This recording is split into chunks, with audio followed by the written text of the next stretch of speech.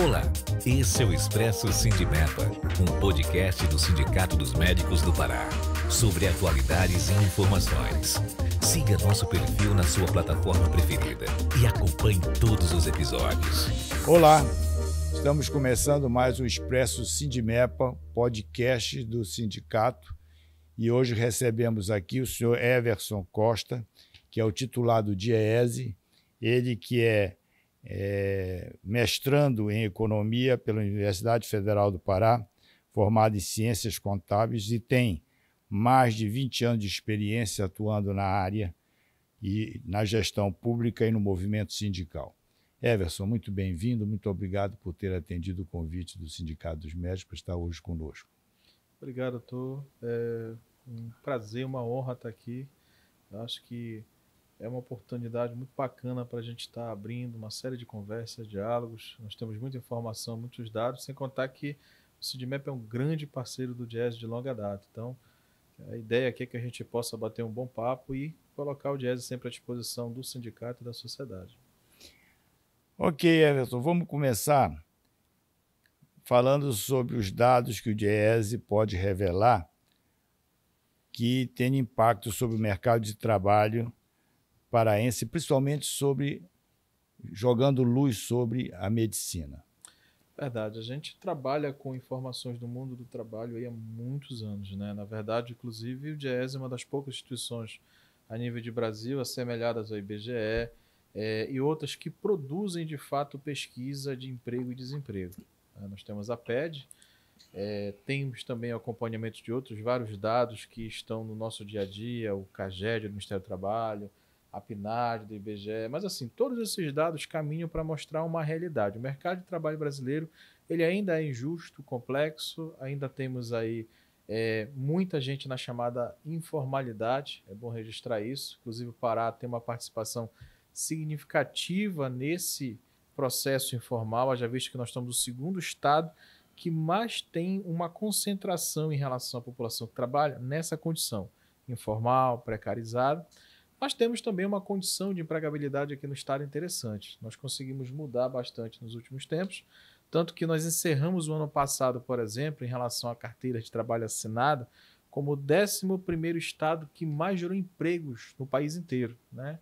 Isso é significativo. O estado do Pará, historicamente, tem uma série de mazelas, indicadores aí que, infelizmente, publicizam o Pará numa condição muito ruim, mas a gente vem conseguindo virar a chave em algumas coisas. E esse mercado de trabalho que no ano passado colocou o Pará como 11º nacionalmente, admitiu 450 mil pessoas nos cerca de 144 municípios que nós temos. Se nós analisarmos ali a movimentação desses setores no Pará, a gente vai perceber que todos os 5 macrosetores, seja agropecuária, comércio, a indústria, a construção, mas principalmente o setor de serviço, eles deram salto no estado. E a contribuição é gigantesca. Tanto que o setor serviço sozinho, que inclusive tem dentro dele a classe médica, né, teve aí a geração de mais de 20 mil postos de trabalho quando a gente olha o comparativo entre admitidos e desligados. É bom lembrar ainda que quando a gente olha esse universo de dados de empregabilidade no Pará, mais de 70% dos empregos no Pará hoje são gerados para além da região metropolitana. Então perceba que essa concentração de emprego que antes era na Grande Belém, ali com os municípios que compõem a região, hoje já não acontece mais dessa forma. Isso acontece porque também essa estrutura que o Estado tem hoje, ela cresceu em estrutura de saúde, de educação, de transporte, e isso abraçou o Estado hoje de uma maneira significativa. Tanto que muitos empregos, além de serem gerados lá, outros investimentos e oportunidades também caminham para lá. Se nós avaliarmos do ponto de vista da classe médica, por exemplo, nós temos milhares de profissionais hoje que atuam na saúde espalhados pelo interior do estado. E dependendo dessa estrutura, a gente está falando de municípios importantes como Marabá, Paraupebas, Santarém. Você tem estruturas que estão sendo montadas e colocadas à disposição, seja do público, daquele que vai ter acesso às políticas públicas ou mesmo privado, ou seja, quem vai pagar pelo serviço, são estruturas significativas. Estamos falando, por exemplo, de algo que vai para além de uma disponibilidade de serviços que passam por hospitais, mas também por escolas e também por shoppings, grandes atacadores, ou seja, o Estado hoje virou um grande celeiro para a geração de postos de trabalho. Agora, a gente precisa chamar a atenção aqui também, isso vale para todas as áreas, inclusive a classe médica, em que pese esse crescimento, ainda temos imensos desafios. Porque quando você aumenta essa relação capital-trabalho, mesmo no estado que está se expandindo economicamente falando, como o Pará, a gente está falando também de desafios a serem superados, né? A gente ainda tem profissional médico, por exemplo, sem carteira de trabalho assinado, sem contrato, sem regulação, também nessa chamada informalidade, isso precisa ser combatido. Porque nós estamos falando de um estado que hoje é o 11º na produção nacional de riqueza desse país, essa é a nossa colocação de PIB hoje, mas tem um contraponto terrível que nós somos a 16ª pior renda per capita do país. E isso mostra bem um estado que cresce, tem potencial inclusive para avançar, até no próprio mercado de trabalho, mas nos coloca um desafio dessas mazelas, né? Dessa falta de fiscalização, dessa falta de organização, e isso infelizmente é algo que ainda nos coloca como limitador para o estado crescer um pouco mais. Em relação à renda específica do médico, comparando, e aqui, mesmo na informalidade, falo renda de uma maneira geral, formal e informal do médico no Pará, comparando com outros estados da federação, em que colocação nós estaríamos? Você tem essa informação? Temos. Nós, inclusive, abrimos uma base de dados muito importante que trata dessa informação. A RAS, que é a Relação Anual de Informações Sociais, dados públicos, inclusive, é importante que quem nos escuta e vê aqui possa, inclusive, ter a curiosidade de acompanhar, quem sabe, essas informações, porque lá você tem um retrato de um mercado de trabalho posicionado em determinada data. Então, até 31 de dezembro, por exemplo, de 2022, esse retrato desse mercado de trabalho aponta que a classe médica no estado, que estava empregada, seja na condição de setor público ou privado, com rendimentos que variavam entre R$ 8.500 até R$ 10.200 aproximadamente. Bom, essa colocação numa distribuição nacional nos coloca ali do meio da tabela para baixo. Então, nós não estamos entre os 10 estados que, pelo menos nessa informação oficial, remuneram melhor o médico. Pelo contrário, nós estamos abaixo dessa média. E isso mostra bem que estamos falando de uma parcela de médicos na formalização. Estamos falando também de especialidades que, de repente, num recorte mais detalhado, podem e devem estar ganhando menos que outras especialidades pagas aí fora do país. Então, é fundamental que esses dados possam nos dar também, não só o ranqueamento da média salarial da categoria aqui, mas nos permita também olhar sobre outros detalhamentos dessa categoria espalhada por municípios, por região de integração, né? E aí você começa com uma lupa a entender um pouco mais a condição do médico que lá naquele município, na região, vai para além, inclusive, do que essa remuneração. Não estamos bem posicionados, a verdade é essa. A gente precisa avançar, em que pese todo o crescimento do emprego e a pujança econômica que o Estado tem, pelo menos posta para os próximos anos, a gente sabe que a classe trabalhadora e aqui os médicos precisam ter um reconhecimento melhor, precisam ter não só a previsibilidade, mas o reconhecimento que a sua remuneração tem que ser condizente com os desafios daquele município, inclusive. Porque ali também é caro viver, comprar, morar, educar, ou seja, o orçamento e o gasto em determinadas regiões do estado ainda é extremamente elevado. A presença de médicos no interior.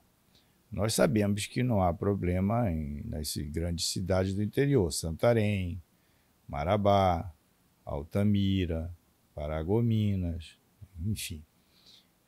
Mas as outras cidades menores, Bragança, enfim, mas as cidades menores, cidades com 15 mil, 20 mil habitantes, vocês têm a estatística disso? Se nós somos 144 municípios no Pará. Exato. Desses 144 municípios no Pará, quantos ainda não têm médicos atendendo a sua população? Você tem essa estatística ou tem, mesmo que aproximado, para que a gente possa entender o Pará como um todo e a presença de médicos nos municípios do Pará? Então, a gente pode cruzar esses dados fazendo relação com as informações que estão disponíveis.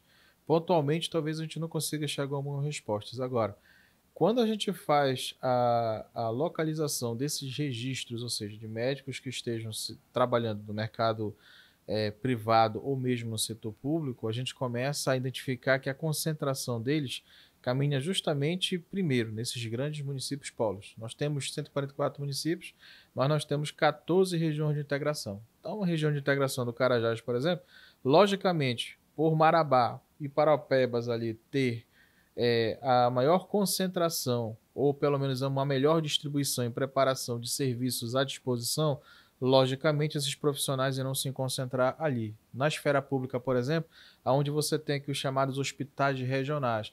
Então, ainda é muito deficiente a participação e a localização de médicos em municípios com uma população menor, como foi sinalizado aqui. Agora, mais do que esse recorte estatístico e essa verificação que a gente pode fazer, inclusive, com esses dados, é lembrar que a categoria, para além da remuneração que precisa ser justa e economicamente viável, esse médico, esse profissional precisa ter a condição de trabalho naquele município. Isso é um desafio no estado que é continental, de dimensões aí, da qual, para você se deslocar em determinadas situações, até para um atendimento básico, você precisa socorrer a um barco, viajar por muitas horas, depois pegar um outro tipo de condução, ramal. Isso aqui realmente é uma verdadeira aventura. E essa condição para prestar um bom serviço, ela também precisa ser sinalizada. Não é só remunerar bem ou mesmo levar o profissional para determinados municípios do estado. É preciso que também a gente tenha consciência que para uma boa medicina ser exercida ou qualquer outro tipo de atividade profissional, você precisa ter a condição. Isso falta bastante. Então, esse atrativo estrutural faz com que boa parte desses médicos hoje se concentrem de maneira natural, porque ali está à disposição os serviços, a estrutura, toda essa localização nos grandes centros. Né? E a gente ainda tem certamente essa deficiência. Se esse mapa for traçado, a maioria dos municípios que são polos, e aqui a gente está falando ali pelo menos em 30, 40 municípios, certamente vão concentrar boa parte da classe médica que hoje atua formalmente no estado. Logicamente, outras formas podem ter, né, a chamada informalidade, mas são números ainda que a gente precisa perseguir, porque não é fácil você identificar esse fenômeno. Mas a informalidade nas cidades pequenas, elas são quase que impraticáveis, porque nós sabemos que essas cidades com 10, 15, 20 mil habitantes, normalmente são pessoas com poder aquisitivo menor, vivem mais da agricultura familiar, do pequeno comércio, etc., e acabam não tendo condições de atender com recursos que permitam pagar honorários para o médico, consultas e, enfim, tudo que envolve uma consulta médica em caráter particular. Então, tem que ser realmente através do atendimento público de saúde, Sistema Único de Saúde. E aí precisaria que o médico estivesse vinculado ao sistema público. Por isso é que eu receio que nas cidades pequenas, se existem médicos, eles estão sempre vinculados ao sistema público para que possa garantir a remuneração básica, que é pouca, baixa, nós sabemos disso. Isso vai ser, inclusive, tema de discussão nos próximos episódios aqui à frente da nossa conversa.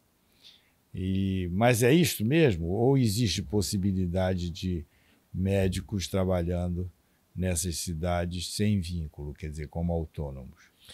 A gente visualiza talvez essa possibilidade, mas num aspecto muito pequeno.